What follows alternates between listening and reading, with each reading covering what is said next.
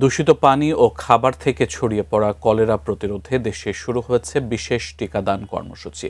দেশের ঝুঁকিপূর্ণ ১৪টি এলাকায় ৫১,৭৫,০০০-এর বেশি মানুষকে দেয়া হবে ২ ডোজের ওরাল কলেরা ভ্যাকসিন। তবে প্রথম দিনেই কিছু কেন্দ্রে দেখা গেছে মানুষের উপস্থিতি তুলনামূলক কম।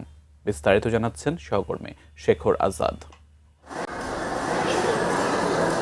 কলেরা প্রতিরোধে শুরু হয়েছে preventive oral cholera vaccination campaign ২০২৬। শনিবার সকাল ৮টায় শুরু হয় বিনামূল্যে দেওয়া এই টিকাদান কর্মসূচি।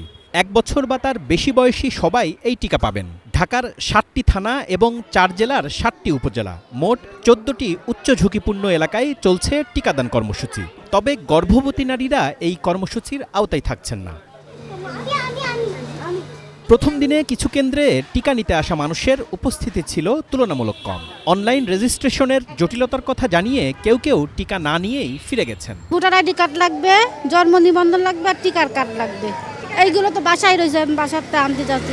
অনেকক্ষণ ট্রাই করছে কিন্তু হয়নি আর কি, সার্ভারে প্রবলেম করতেছে, মেবি সবাই ট্রাই করতেছে, এই জন্য হয়তো এই প্রবলেমটা হচ্ছে আর কি। তবে দায়িত্বপ্রাপ্ত কর্মকর্তারা বলছেন অনলাইনের পাশাপাশি ম্যানুয়াল রেজিস্ট্রেশনেরও ব্যবস্থা রয়েছে।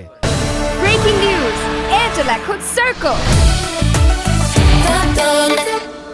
প্রতিদিন সকাল ৮টা থেকে বিকাল ৫টা পর্যন্ত টিকা নেওয়া যাবে। এজন্য এনআইডি, জন্ম নিবন্ধন অথবা টিকা কার্ড নিয়ে কেন্দ্রে আসতে হবে।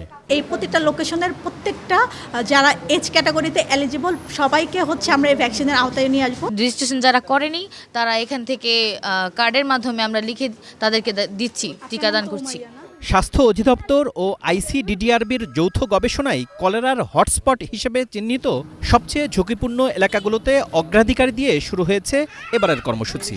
সে অনুযায়ী ঢাকার লালবাগ, গ্যান্ডারিয়া, কদমতলী, কামরাঙ্গীর চর, শেরেবাংলা নগর, খিলক্ষেত ও তেজগাঁও এলাকায় ৩০৮টি কেন্দ্রে টিকা দেওয়া হচ্ছে। ঢাকার বাইরে ব্রাহ্মণবাড়িয়া সদর ও নবীনগর, কিশোরগঞ্জের তারাইল, করিমগঞ্জ ও হোসেনপুর, মুন্সিগঞ্জ সদর এবং নারায়ণগঞ্জ সদরের মানুষও পেয়েছেন টিকা।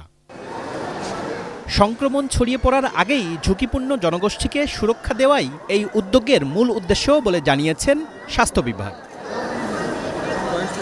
Shekhar Azad, ATN news, Dhaka.